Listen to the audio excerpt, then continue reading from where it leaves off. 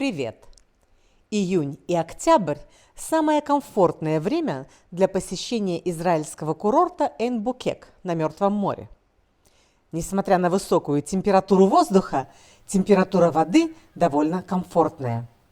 В июне она еще не успела нагреться, а в октябре уже остыла до приятной температуры примерно 27-28 градусов. Поэтому сегодня на Мертвом море полный аншлаг.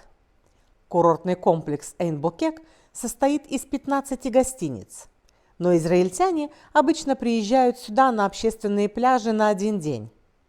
Из-за большого наплыва отдыхающих в выходной день после 10 утра найти свободную стоянку довольно сложно.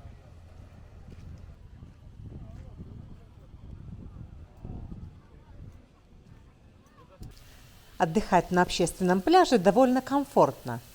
Здесь есть душ, туалет и комната для переодевания.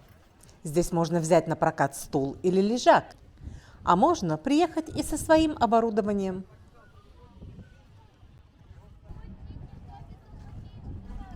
В моем восприятии Мертвое море – это огромный спа-водоем, а еще прекрасное место для общения. Из-за того, что плавать в этом море довольно сложно, то большинство отдыхающих просто стоят в нем, сидят или лежат. Вот этот мужчина просто мой герой. Не часто встретишь здесь такое виртуозное владение телом в условиях перенасыщенной солью воды, ведь она буквально выталкивает тебя на поверхность, и удерживать равновесие здесь довольно сложно.